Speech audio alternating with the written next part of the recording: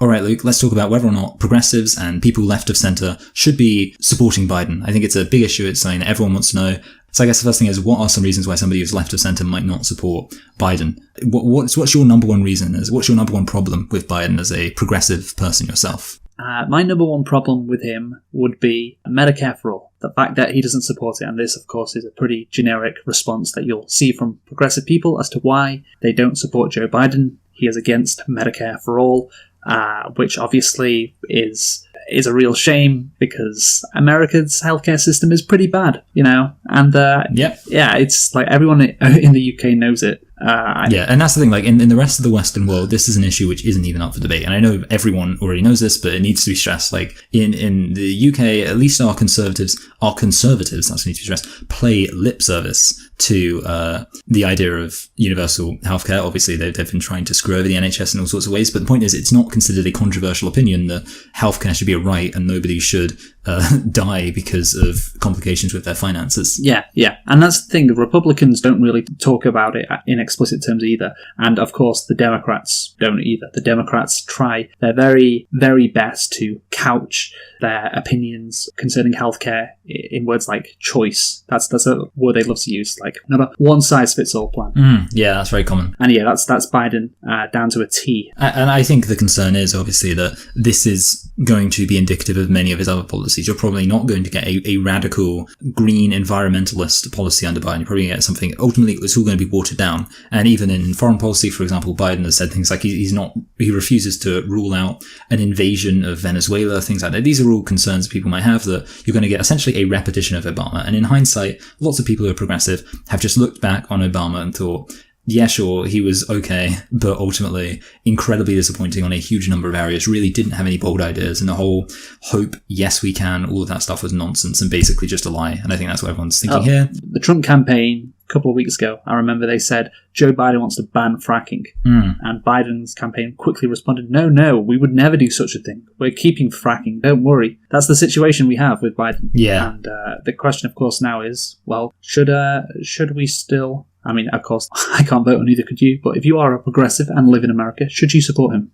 Yeah, I think that the first big question would be what I'm going to call the moral absolutist stance, which would be essentially people talk about voting for the lesser of two evils. And that's ultimately something which people need to do in any situation. You're never going to have a perfect candidate, but there are going to be some people who will say Biden is too off base. He's not enough of what I want, that ultimately I would feel that I'm voting for somebody who's too evil if I voted for him. He's still going to have basically oligarchical system. He's still going to maintain it. He's still going to maintain the massive inequalities of capitalism. And to me, as somebody who has a strict moral code of equality and economic justice, I cannot consciate voting for Biden. I look at that, this is my opinion obviously on that position, I look at that and say, well, fine, but it's pointless that you think that. You don't show up to vote, it doesn't say next to your name, did not vote because Joe Biden was too much for centrist or centre-right and wasn't progressive enough.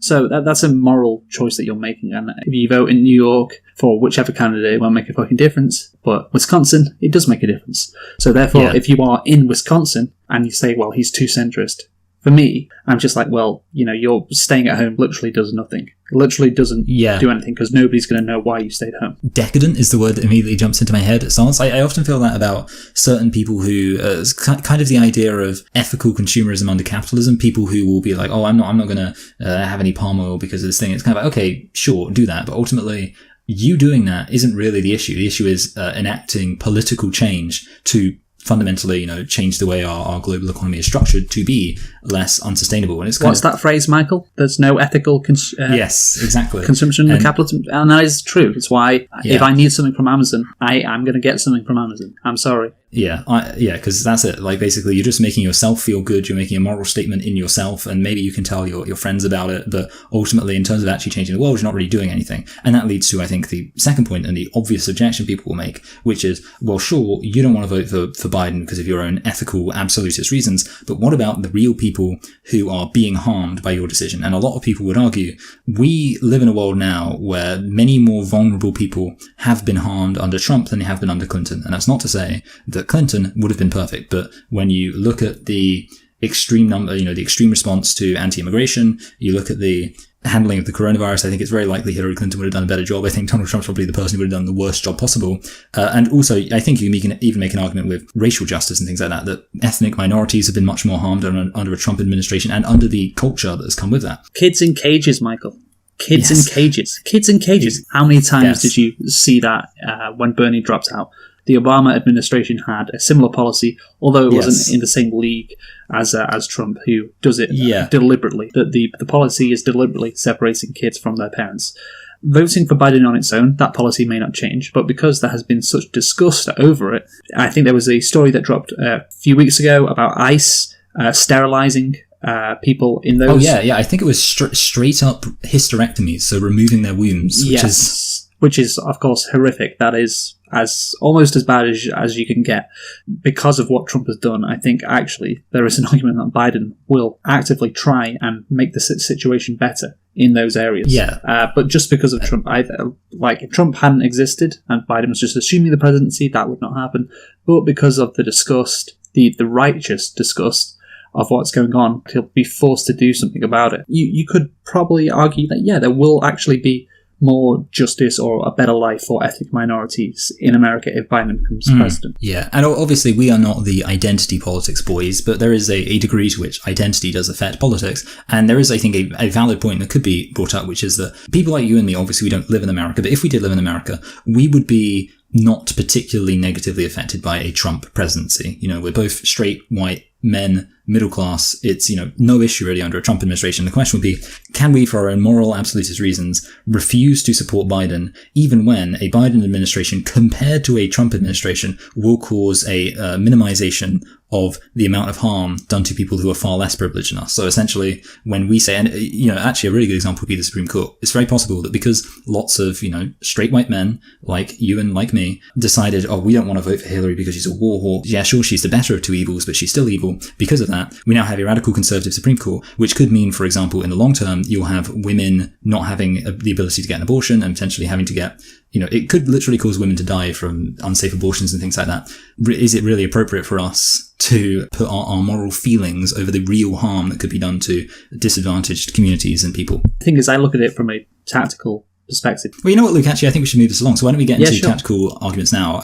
And I'd say probably the number one tactical argument against voting for Biden would be that ultimately there are a lot of people, including myself, again, who thought fresh out of the DNC and the kind of mainstream Democratic establishment really binding together to push out Bernie Sanders and basically doing some Machiavellian stuff to make it so this progressive candidate wasn't going to be taken seriously. Obviously, you had things like, for example, the moderator literally assuming Bernie Sanders was lying when it came to the could a woman be president question. I always remember that.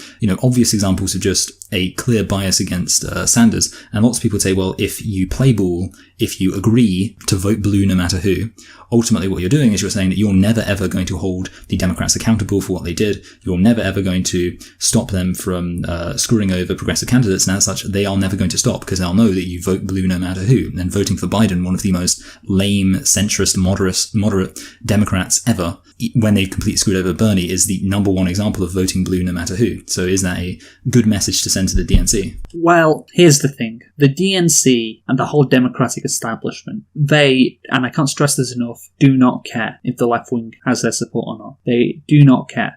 Sure, they'd like it. We'll take it, but they don't. They have no interest in pandering to the Bernie wing of the Democratic Party, as has been shown. And this election for them is kind of like it's centrist nirvana, if you will, because they get to appeal to moderate Republicans. I don't know how many there are left, but they get to appeal to them. And also they get to promise absolutely nothing and still come out on top by just being the opposite to the GOP, which is it's their dream. They could not have asked for anything better. We're just not those guys. That's their message. Yeah. And it's working. Yeah.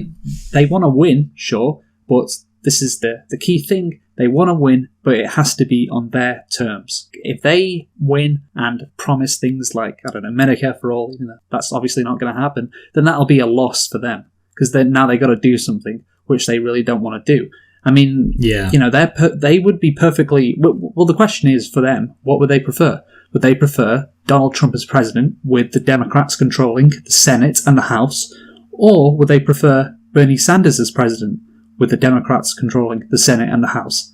I think it's option one. They'd prefer that because they can still frame themselves as opposition to the Republicans, and they don't have to promise their base anything. They don't have to deliver on these progressive policies, which are broadly popular with the people who actually vote for the Democrats. Progressives don't vote for them, then they'll be like, oh well, that's fine. It's the worst position for them to get what progressives to get what progressives want. That's the worst case scenario for the establishment Democrats. So basically, it's hopeless. It's pointless. From a tactical perspective, being like, I'm not going to vote for the Democrats because then they'll realize that they'll lose, and they'll realize they have to speak to the progressives. If they want to win, they have to speak to progressives. The issue is that ultimately the Democratic establishment, as it is, if they have to speak to progressives in order to win, they're just going to be quite content to not win. That's an interesting position. I think it's the case with Labour. We saw it in the 2017 general election. Yes, to be more accurate, they were absolutely fine with losing to a Conservative government, which would have instituted a Brexit at the time, which centrists in the Labour Party would have been against. If Bernie Sanders won, I cannot see the Democrats caring at all who wins between Trump and Bernie. It would only be a case of them trying to get the House and the Senate. That's what would matter to them. Yeah, that makes sense. So, but I think obviously in that context people might say, well, you're painting the Democrats in a very negative way, so why would you want them to win? But I think one of the benefits potentially, I think, of Biden winning, particularly Biden getting a massive win, and I will say this, I actually want Biden to win by a lot. That would be my ideal. The worst case scenario for me, in my opinion, would be for Biden to win by just a little bit. And the reason why I want Biden to win by a lot, I think it would be very nice to see a seismic shift in the political party thing. And I think one of the ways it's going to happen is if the Democrats, if Trump has essentially destroyed the GOP, because if they do lose as much as, many of the polls are predicting they're going to lose, and obviously we don't want to put too much trust in polls, but if the polls are right and they lose by as much as it's predicted they'll lose or more, then it's hard to imagine how the Republicans can bounce back from that, because they've pushed themselves into a corner. The Democrats have kind of swooped in and picked up a lot of the Republican moderates. And what I'm thinking in a positive sense, in a long-term sense, is that you might actually see a situation where the Democrats become very comfortable as the center-right party. The Republicans have no hope. The Republicans, they're too far right, and they can't actually do anything with Democrats. And in that context, either the Republicans become more populist in a good way, which could be nice, but also that, for example, Democrats might become increasingly, the progressive Democrats might become increasingly comfortable voting Green, because the Democrats have such a strong hold of the center that nobody can challenge them. Democrats no longer have to play progressive Democrats, no longer have to play the tactical voting game. They can actually start to vote for the Greens, and we might actually see a progressive party rise up from the left, even as the Democrats occupy the centre-right. So what do you think of that? Do you think that's a bit optimistic? Yes.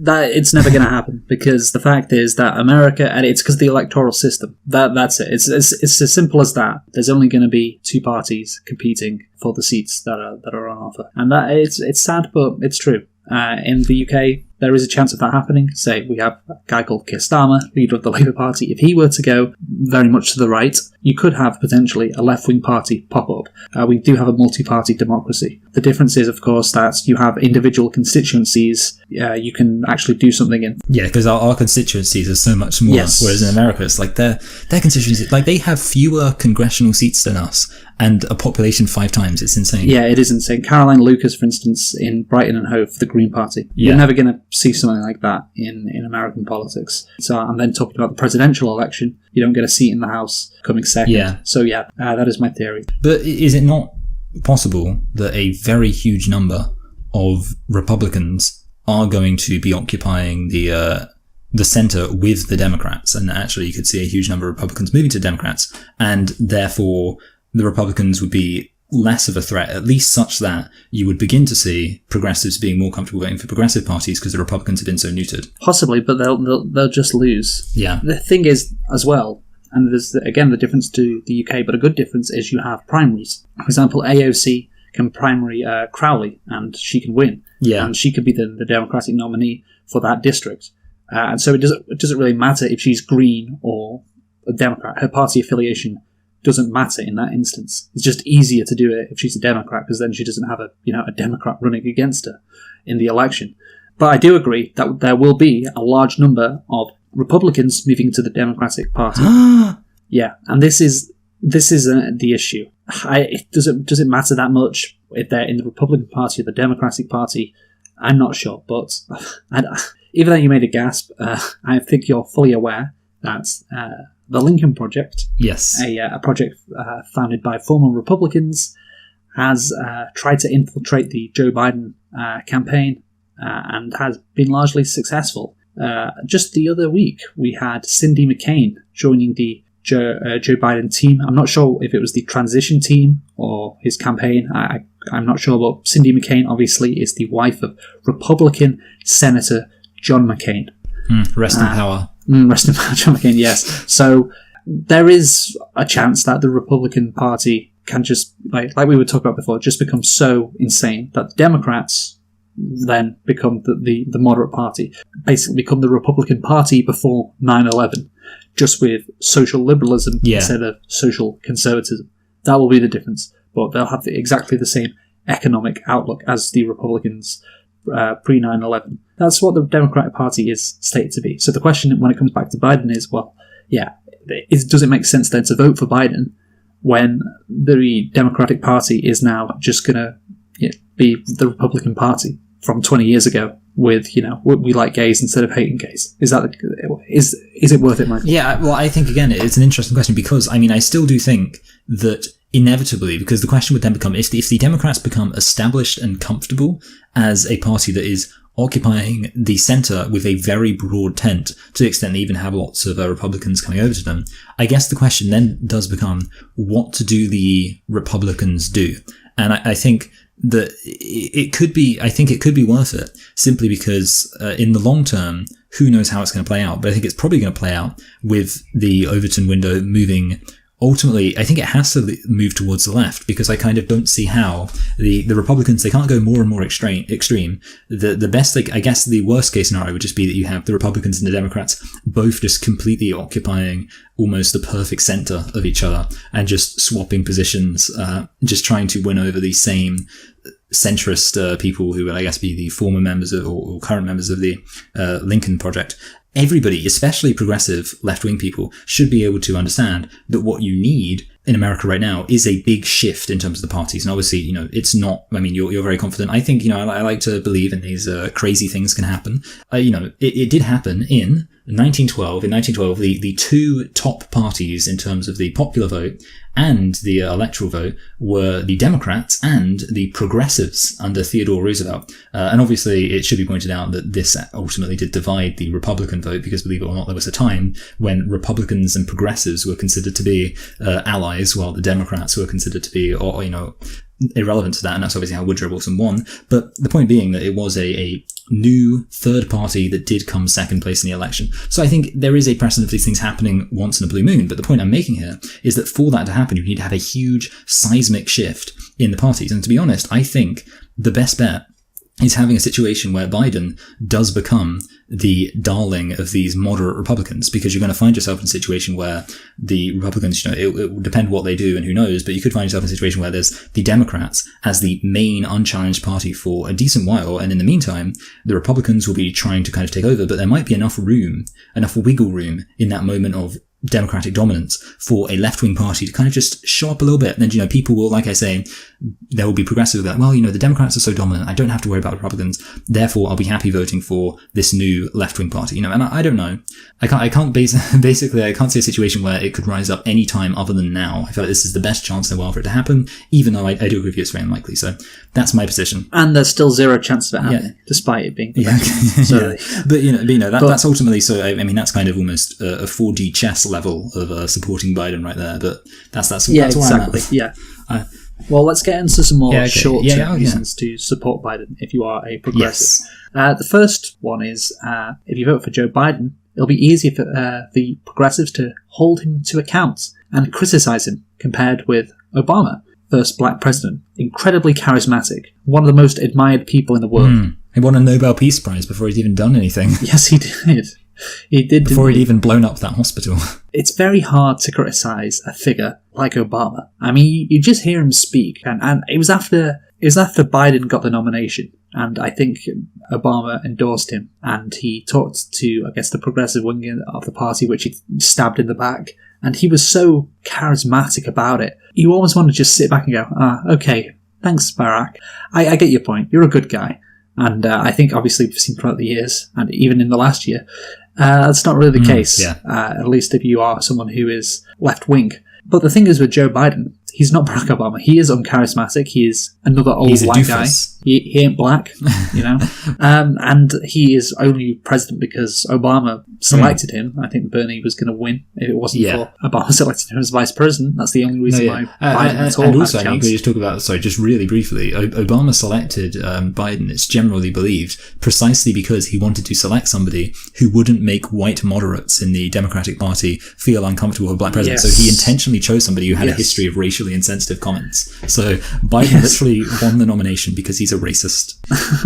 Yeah, and of course then he went against Donald Trump as well, did Joe Biden. So essentially there's no wave of support behind him. Yeah, exactly. Which is why it'll be easy to criticise him for doing, awful stuff. Yeah, that's a really good point, actually. And therefore you can set a narrative that he isn't doing enough on the progressive end of things. It's going to be hard, of course, to do it, because how many progressive voices are there actually? See, it's obviously a dodgy balance. You do see a lot of lip service paid to progressivism from a lot of late night talk shows and things like that. I think, for example, particularly, Stephen Colbert has had several pro-Sanders people on, and he's had Sanders on the show.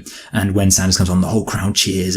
Everyone's really enthusiastic. Will he do a segment, though, attacking Joe Biden for fracking, for instance, like we talked about I think earlier, it will be interesting. or the minimum wage? I do think, to be fair, who I think would be really great with Joe Biden in office? Jon Stewart. I think Jon Stewart was probably the best. He was really good at attacking Obama. When the Republicans, I think it was after the shutdown, and basically they obviously had to agree to a new budget and agree to new tax cuts and things, and Obama basically gave the Republicans pretty much everything they wanted.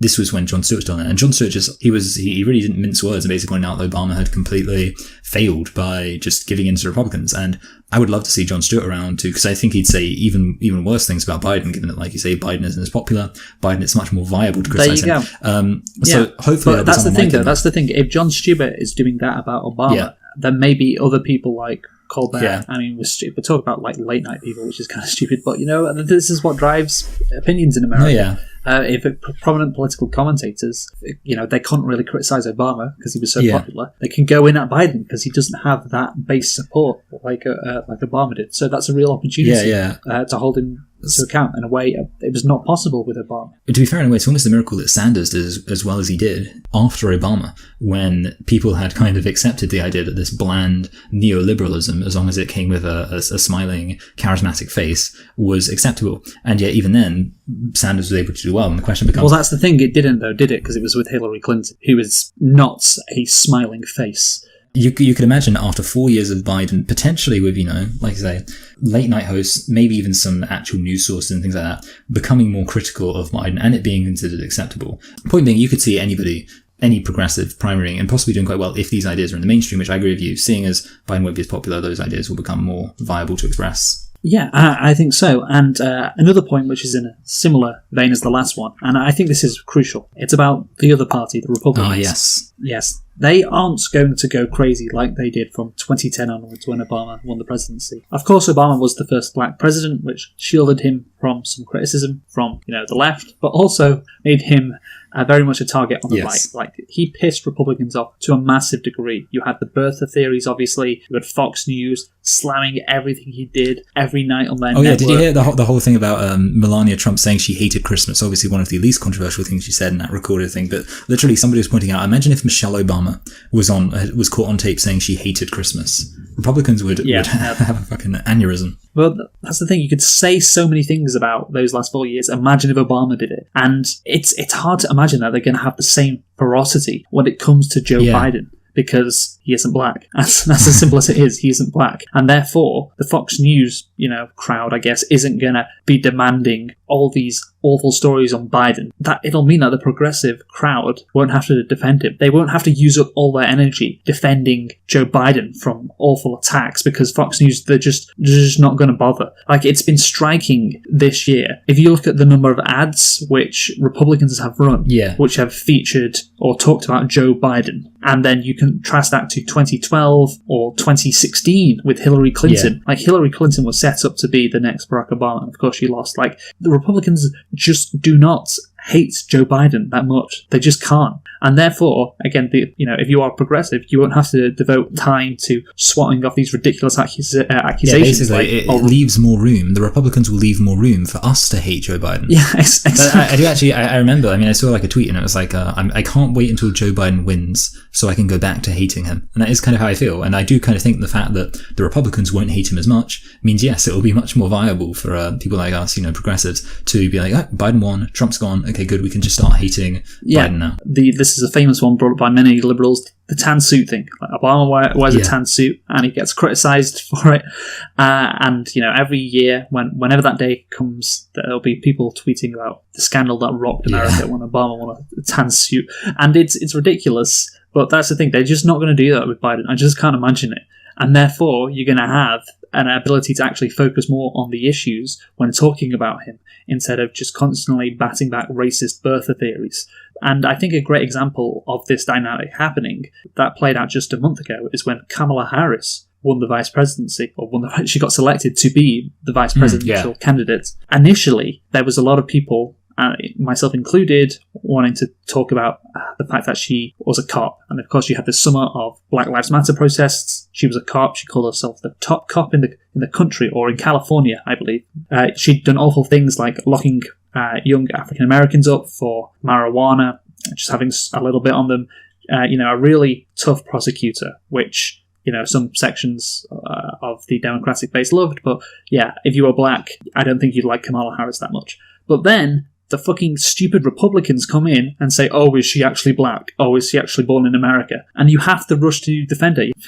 They just come up with these ridiculous theories and arguments that you're kind of forced to be on her side. And that's not been the case with Biden, and it's not going to be the case with Biden. So I think you saw a month ago the dynamic that would have played out if Kamala Harris had won the presidency, or Hillary Clinton had back in 2016, and Obama did. We saw 8 years of that. It's not going to be the case of Biden. I think, the fact that he's just a boring old white guy is going to present a good opportunity for progressives to actually hammer him and create narratives about how he's not doing a good enough job in terms of advocating for priorities for progressives that, again, I will mention one more time, are popular with the Democratic base. Like Medicare for All, raising the minimum wage, Green New Deal, popular with the base that voted for him. I think that is a really good point, and it's kind of a weird way to, I think it's an appropriate way to end, because I think it shows how strange this last 4 years, really, but this election cycle in particular has been, that I think probably the best reason to vote for Biden, especially, if you're not talking about long-term goals of shifting the politics and you're just talking about the next 4 or potentially 8 years, why might you want to vote for Biden? The funny reason is, and probably the best reason is, because he's not that popular, which does mean that it will actually open the floor up for more criticism of him. And I mean, you compare that, for example, to Trump. People can't, you can criticize Trump from the left, but the problem is you can only criticize Trump from the left in a way that's just going to make people like, yeah, screw Trump, which isn't going to incline people to support, for example, Bernie Sanders over everyone else. Definitely, actually having a not particularly popular, moderate Democratic candidate might be the best thing progressives can hope for in terms of being able to agitate for progressive policies, because they're not going to have to be constantly pushing back against Republicans. Yeah, it's all about pushing a narrative. And it's very hard to push a narrative and say, critical things, sensible things about a candidate when, you have another person just in the background screaming about the fact that they're from Kenya. So yeah, I think that's it. And I think we've ended on, I guess overall, we've ended on 2 pretty solid reasons why, if you're progressive, vote for Biden. Yep. And none of them really involved. I guess also the things we managed to avoid just saying to kick Trump out, so well done. That's the easy one. Just get him out. The thing is, he's not gonna die from the Rona, isn't he? He's gonna survive that. He did have some great Chad optics after he left the hospital, so he's still gonna be in this race, unfortunately. But yeah, we barely mentioned him. That's what we needed to do. Yes, exactly. So well done. So goodbye.